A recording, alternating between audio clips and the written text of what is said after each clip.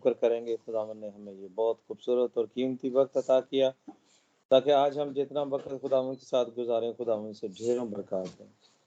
खुदावंद का शुक्र करते हैं जितना वक्त गुजार लिया, बाकी वक्त को भी खुदावंद के हाथ में देते हैं और हम सब मुतफिक होते हैं और दुआ करते हैं। कदूस कदूस कदूस कादर मुतलिक अब्दत के बादशाह खुदावंद खुदा तेरा शुक्र करते हैं प्यारे यीशु, इस खूबसूरत रूहानी महफिल के लिए जो खुदावंद आपने हम सबों को अता की। हम दूर व नज़दीक से इकट्ठे हुए, लेकिन खुदावंद हमारा लिंक तेरे साथ है और खुदावंद ते शुक्र करते हैं कि खुदावंद खुदा आज हम तुझसे ढेरों बरकत को रिसीव करने वाले। अभी तक जितने घरानों ने खुदावंद तेरी पाक हजूरी में हमदोस्ताइश की, खुदावंद उनको बड़ी बरकत दे और अपने अलाही अजाबात के अंबार लगा दे, उनके ऊपर बरकत के अंबार लगा दे। खुदावंद उनको बड़ी बरकत दे, उनके साथ हो, और जो नहीं कर सके उनको सुनने के वसीले से बरकत दे। खुदावंद तेरा शुक्र करते हैं। अब जबकि हम खुदावंद तेरे जिंदा पाक कलाम की तरफ हैं, जो तूने अपने बंदा को, अपने खादिम को, खुदाम पास्टर नथानियल को जो आज सौंपा है खुदावंद, और जो तोड़ा तूने उनको दिया है खुदावंद, उनको और ज़्यादा बरकत दे, और ज़्यादा उनको अपनी प्यार की दलेरी दे, ताकि खुदा वो ईमान और रूह की सच्चाई के साथ खुदा जब तेरे कलाम को हम तक पहुंचाते हैं, तो खुदा वो नहीं बल्कि आप उनमें से होकर बोलते हैं। और हम एक एक रुझान जो सुन रही होती हैं, चाहे वो स्काइप के वसीले से, व्हाट्सएप के वसीले से, या यूट्यूब से, या रिकॉर्डिंग किसी भी वसीले से, खुदा हम तेरे कलाम को सुने, तेरी मुंह की सच्ची बातों को सुने, खुदा हम बरकत पाएँ। तेरे खादिम के लिए दुआ करते हैं, जिस जगह पे वो मौजूद हैं, सर से लेके पाँव तक खुदा तो उनको ब्लेस कर। और खुदावंद आज जितनी देर तक भी वो तेरे कलाम को हम तक पहुंचा रहे हो, खुदा पास्टर नथानियल के साथ हो और उनकी हिफाजत निगरानी कर। उन फिजाओं को अपने कंट्रोल में कर लीजिए, उस डिवाइस को, नेटवर्क को खुदावंद तो उनके साथ हो, बड़ी बरकत दे, ब्लेस कर अपने फरिश्ते खैमाजान कर दे। खुदावंद जब तेरा खादिम सुनाए तेरे कलाम को, तो खुदावंद बड़े ईमान और रूह की सच्चाई के साथ भरे हुए खुदावंद सुनाए, और हम सुनने वाले बरकत पाएं। खुदा मीटिंग को लीड करने वाली बहन के लिए भी दुआ करते हैं, उनको बरकत दे, उनके बच्चों को बरकत दे, वो हर वक्त अपने आप को तेरे लिए तैयार रखते हैं। खुदा उनको और उनके घराने को और ज़्यादा बरकत दे।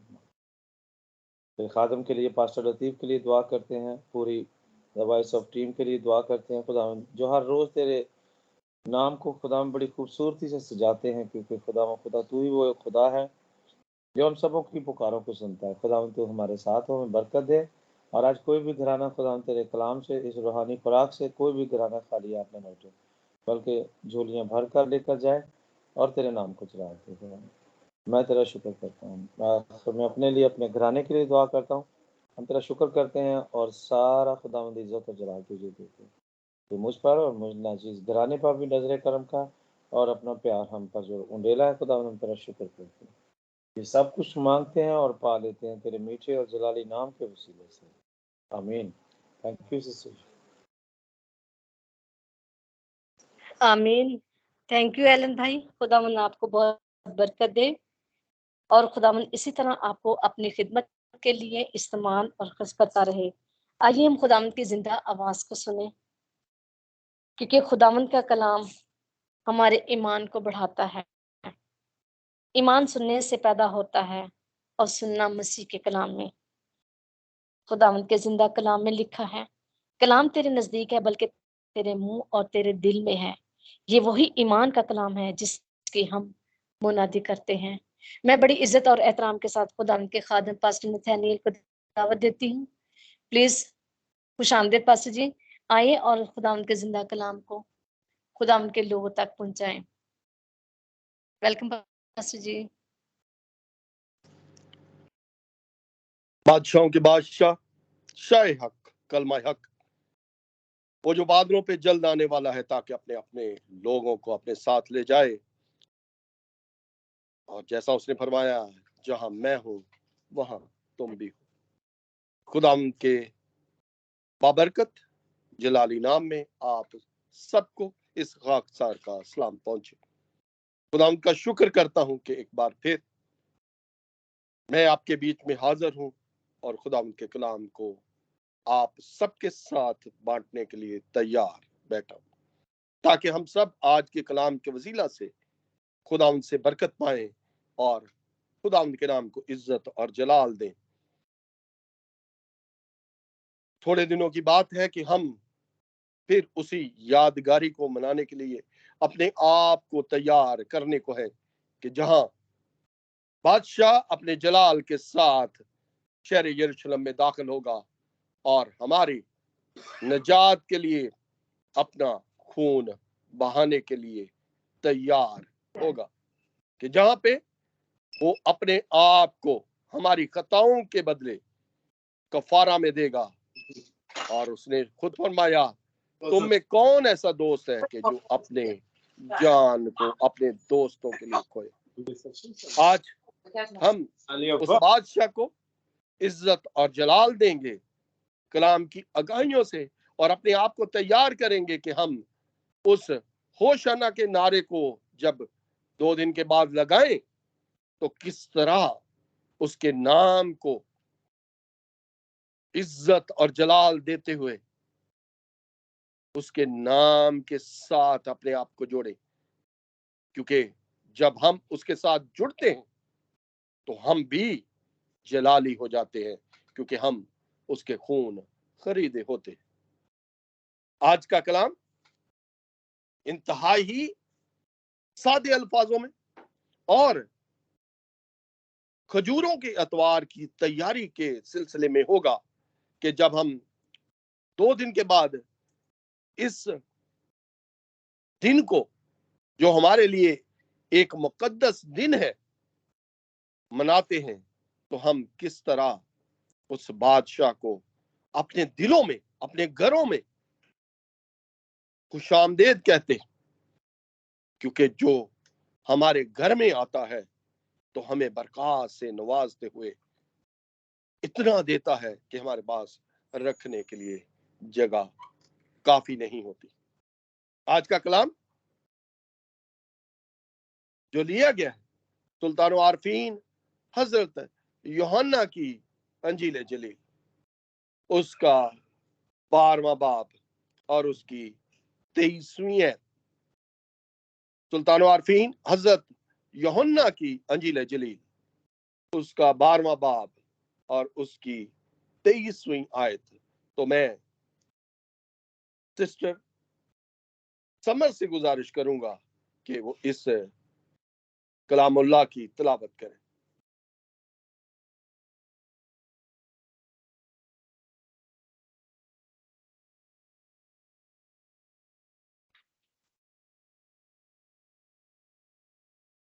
पास्टर जी आप पढ़ दीजिए प्लीज। यीशु ने जवाब में उनसे कहा, वो वक्त आ गया कि इब्ने आदम जलाल पाए। कलाम के पढ़े और सुने जाने पे बरकत हो। आमीन। आमीन।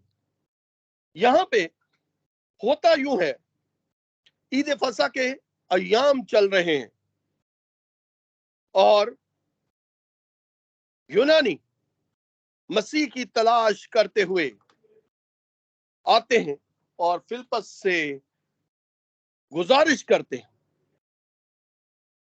फिलिप्पस आगे इंद्रियास से कहता है और फिलिप्पस ने आकर यीशु को खबर दी कि वो उससे मिलना चाहते हैं, देखना चाहते हैं कि जनाब यीशु की शख्सियत क्या है, वो कैसे जलाली काम करता है कि जिंदगी बदल देता है, वो कह देता है और हो जाता है।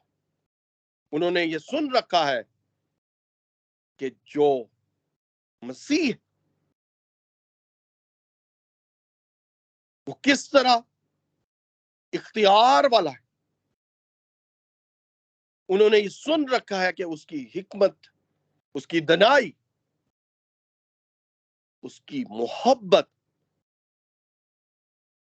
किस तरह लोगों के दिलों में गर्द कर जाती है। यहां पे होता यूं है, यहां पे लोग जमा है ईद फसा मनाने के लिए, और यस्सु का शहाना दाखला जो हम खजूरों के अतवार की मानद मनाते हैं, वो दिन बादशाह अपने जाओ जलाल के साथ यरूशलेम में दाखिल होता। जब बादशाह दाखिल होता है तो उनके जहनों में ऐसा होता है कि वो कोई रथ पे आएगा, कोई घोड़े की सवारी पे आएगा, हाथी की सवारी पे आएगा, क्योंकि वो रोमी सल्तनत से तंग आ चुके हैं, उनकी जिल्लतों से, उनके मसाइब से, उनकी परेशानियों से जो वो उनको देते हैं। यहूदी कौम परेशान है और इस आस में है कि बादशाह आएगा और उनको उनके दुखों से रिहाई देगा। लेकिन जब बादशाह गधे पे सवार होके आता है तो वो अपने आप को इस सोच में बदल देते हैं, फिर भी वो उसे कबूल करते हैं और उसकी राहों में खजूरों की डालियां, अपनी अतायत के मुताबिक कपड़े और कई लोग सिर्फ होशाना के नारे लगाते, क्योंकि ये मंसूबा पूरा होने को है। क्योंकि कई साल पहले जो जकरिया ने पेशनगोई की होती है उसको पूरा करना जरूर है, क्योंकि खुदावंद के बेटे यसु नासरी के नाम 740 पेशनगोइयां पुराने अहदनामा में मरकूम है। हर एक पेशनगोई उसके ऊपर पूरी उतरी, सिर्फ और सिर्फ एक पेशनगोई बाकी है कि वो आएगा और अपनों को अपने साथ ले जाएगा। अगर हम मकाशफा में पढ़ते हैं तो मकाशफा में बड़ी खूबसूरती के साथ लिखा है कि वो सफेद घोड़े पे आएगा। क्या यहां पे जो हमें मिल रहा है कि वो कहता है इब्ने आदम जलाल पाएगा, किस तरह वो जलाल पाएगा?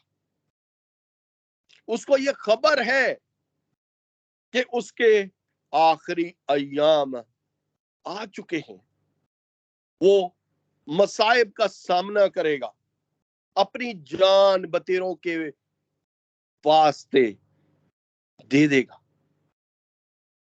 ताकि उसके वसीला से हम नजात पाए। इसीलिए वो ये कहता है और वो आगे चलकर ये कहता है कि गेहूं का दाना जमीन में गिरकर मर नहीं जाता, अकेला रहता है, लेकिन जब मरता है तो बहुत सा फल लाता है। अगर हम कहें कि हम अपने अमाल से, अपने कामो काज से उसके नाम को जलाल दे सकते हैं तो इसमें कोई दो राय नहीं, क्योंकि उसके मुंह की बात है कि तुम्हारे नेक चाल चलन के वसीला से, तुम्हारे नेक चाल चलन को देखते हुए जब गैर अक़वाम देखती है कि आपके अमाल कैसे हैं, आपके कर्म कैसे हैं, तो हमारे जिंदा खुदा की आसमान पर तमजीद होती है, उसके नाम को जलाल बख्शा जाता है। क्योंकि अगर हम देखें कि हमारे चाल चलन कैसे, हमारा रख रखाव कैसा है, जब हम गैर अक़वाम में अपनी मसीही जिंदगी को जीते,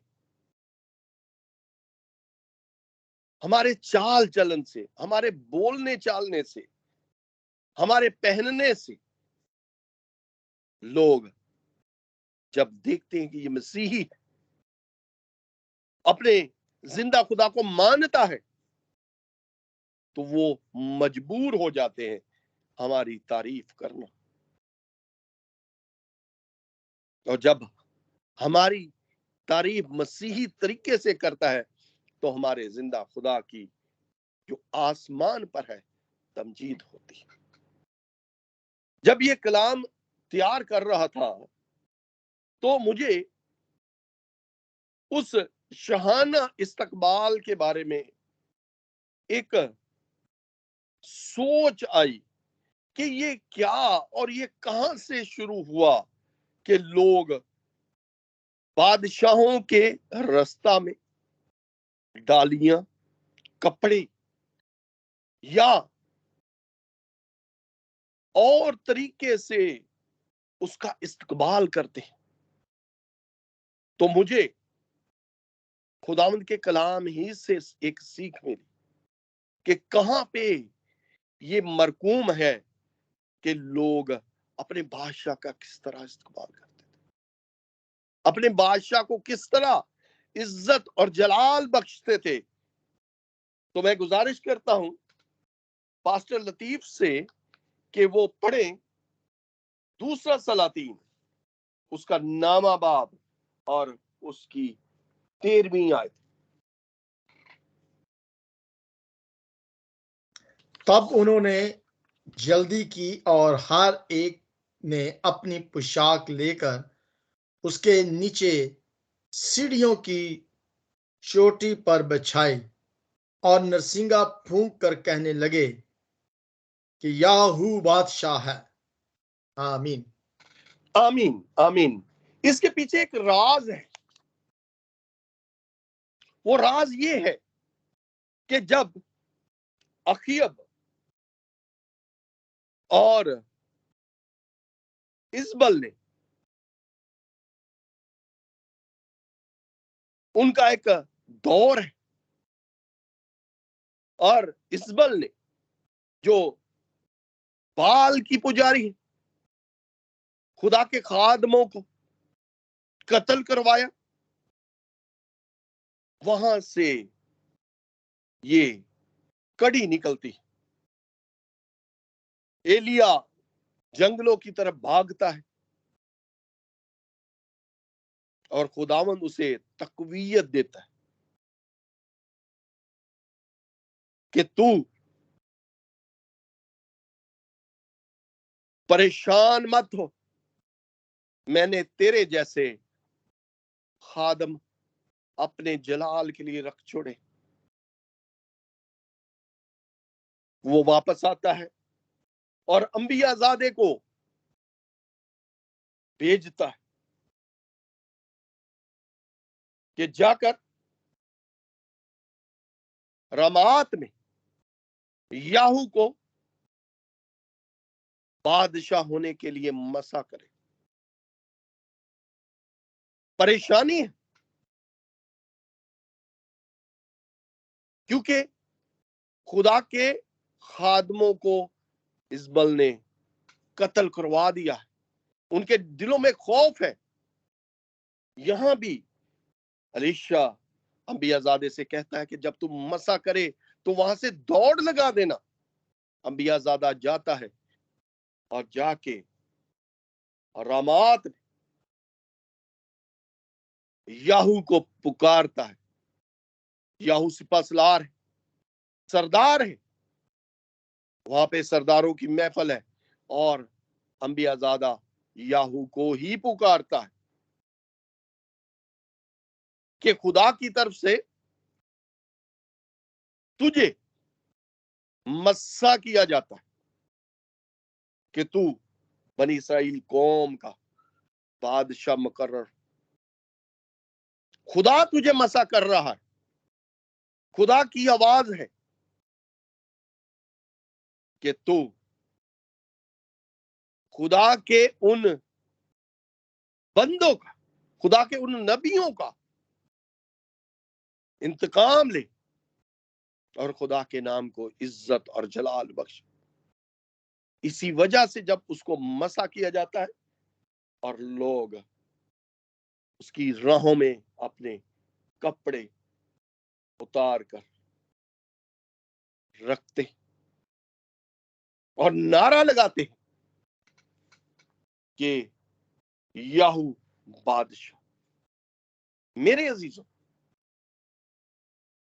जब हम आज अपने आप को इस तैयारी में रखे हुए हैं कि 2 दिन बाद अतवार आएगा और हम खजूरों के अतवार को अपने तरीके से मनाएंगे, जुलूसों की शक्ल में, खुदा के नाम को इज्जत और जलाल बख्शेंगे, हम दो सना के वसीला से हमारी वॉइस ऑफ गॉड की आईडी भी अपनी तैयारी रखेगी कि हम किस तरह उसके नाम को इज्जत और जलाल बख्शें।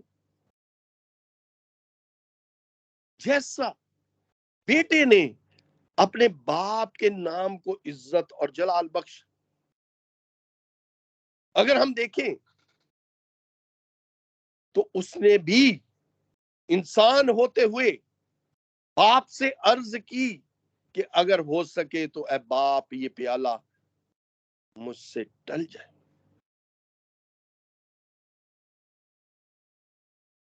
उसका पसीना खून की बूंदों में जमीन पर टपकता है, लेकिन बाप को यही मंजूर था कि बेटा जो उसने मंसूबा बांधा है कि बेटे के वसीला से बरीनो इंसान निजात पाए, बेटे के वसीला से बाप के नाम को इज्जत और जलाल बख्शे। और बाप ने भी अपने बेटे को जलाल बख्शा। बेटे ने मौत और कब्र पे फतह पाई और उसको वो नाम बख्श दिया जो सब नामों से आला, और हर घुटना उसके सामने झुकता है, खा आसमानियों का, खा जमीनियों का, या जमीन के अंदर। हालांकि खुदावन के बेटे को सब लोग यहां पे तो होशाना के नारे लगा रहे हैं और चंद दिनों बाद ही उसका इनकारी होते हैं। यहां पे कह रहे हैं होशाना, मुबारक है वो जो खुदावंद के नाम पे आता है, और चंद दिनों के बाद वो कहते हैं इसे सलीब दो, इसे मसलूब करो। ये कौन सी फितरत है? ये कैसी फितरत है? इंसानी फितरत कि अपने स्वाद के लिए हम उसी बादशाह को जिसके हम नारे लगा रहे होते हैं, दूसरे दिन जब हमारा मकसद पूरा हो जाता है तो हम उसकी ताजील करते, उसको हकीर जानते, उसकी को कदर नहीं जानते। अगर हम देखें जनाब यस्सु की जिंदगी को तो वो तो एक आम जिंदगी, वो जिंदगी जो उसने गुजारी, पहले तो अपने बाप की उसी बड़ाई की काम में उसका हाथ बटाता है, और जब अपने जलाली बाप के साथ उसकी खिदमत का आगाज होता है तो वो अपने बाप के नाम को जलाल बख्शता है, वो जलाल जिसका मंसूबा अज़्ज़ल से बाप ने अपने बेटे के साथ बांधा। अगर हम देखें तो जब वो हैकल में दाखिल होता है तो वहां पे सराफ है, वहां पे जानवर बेचने वाले, हैकल में, वो हैकल जिस हैकल को खुदा ने खुद बनाने के लिए कहा, कि मेरा घर दुआ का घर कहलाए, और वहां पे कारोबार हो रहा है, खरीदो फरोख्त हो रही है। लेकिन ये खरीदो फरोख्त बेटे को पसंद नहीं आती। बेटा अपने बाप के घर की जिल्लत को बर्दाश्त नहीं करता और वहां पे सराफों के तख्ते उलट देता है, जानवरों को रहाई देता है, क्योंकि जानवरों को इसलिए हैकल के बाहर बेचा जा रहा होता है कि लोग वहां से खरीद के उनकी कुर्बानी अपने अपने हिसाब से देते हैं। जैसा तौरेत में लिखा है, कोई अपने गुनाहों के लिए कुर्बानी गुजरानता है, कोई किसी मकसद के लिए गुजरानता है, लेकिन किसी को ये पता नहीं कि बेटा हम सब के गुनाहों के लिए कुर्बान होने को तैयार, वो हमारी खताओं को अपने ऊपर ले जाने को तैयार खड़ा है। इसीलिए वो कहता है कि मेरे बाप के घर की गैरत मुझे खा गई। अपने बाप को हमेशा मुकद्दम जानता, अपने बाप के हमेशा ताबे।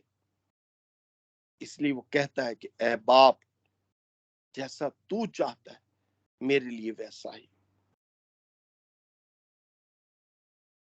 बेटे को ये मालूम है कि उसके साथ बनीनो इंसान किस तरह पेश आएंगे।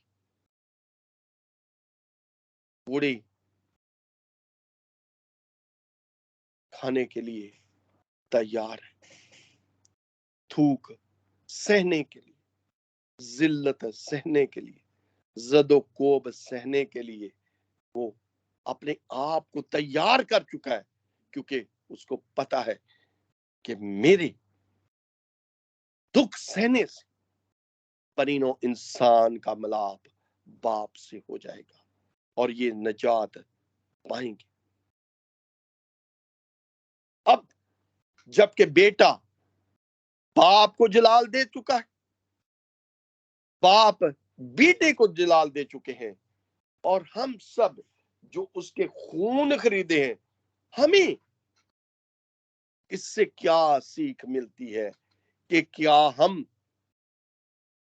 किस तरह अपने नजात दहिंदा को जलाल दे सकते, हम उसके नाम को जलाल दे सकते, उसके नाम की तमजीद कर सकते हैं, क्योंकि उसने हमें तोड़े सौंपे। क्योंकि इसीलिए रसूल आजम ये कहता है, खिदमतें तरह तरह की, हम उसकी खिदमत कर सकते हैं, उसके नाम को जलाल दे सकते हैं।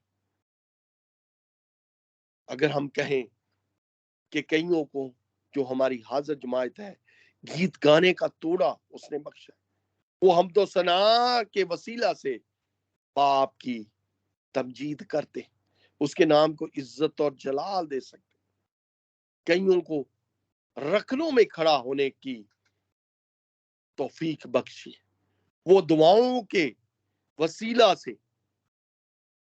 खुदा को, खुदा के बेटे को जलाल बख्श सकते। कईयों को कलाम पढ़ने का, कलाम सुनाने का खुदा ने तोड़ा दिया, वो उसके नाम को कलाम के वसीला से जलाल बख्श सकते। मेरे अजीजों, आज जब हम खजूरों के अतवार को अपने दिलों में खुश आमदेद कहने को है, तो हमें अपने आप को तैयार करना, क्योंकि बर्रा आखिरी फसा खाने को यरूशलेम में दाखिल होने को है, बर्रा दुख सहने को यरूशलेम में दाखिल होने को है। हमें अपने आप को जांचना है, हमें अपने आप को पहचानना है कि हम किस तरह बर्रे का इस्तकबाल करें, क्योंकि बर्रा अपने आप को कुर्बान करने के लिए तैयारी पकड़ चुका है, क्योंकि उसको पता है कि जब वो यरूशलेम में दाखिल होगा तो उसके ऊपर मसाइब ढाए जाएंगे, उसको पकड़ा जाएगा, उसको मसलूब किया जाएगा, और बाप उसको वही रुतबा देगा कि उसको कब्र और मौत पे फतह पाने का इख्तियार बख्शेगा, जहां पे वो हम सब के लिए जिंदा होगा। और जब वो जिंदा होगा, लोगों पर अपने आप को जाहिर करेगा, और बाप के दाहिनी हाथ बैठते हुए आज भी हमारी शिफायत करेगा कि हमारी खताओं को बाप माफ करे। और जब वो आएगा और अपनों को अपने साथ ले जाएगा। खुदा आप सबको आज के कलाम के वसीला से बड़ी बरकत दे और तौफीक दे कि हम उसके नाम को हमेशा इज्जत और जलाल बख्शें। आमीन, आमीन, आमीन।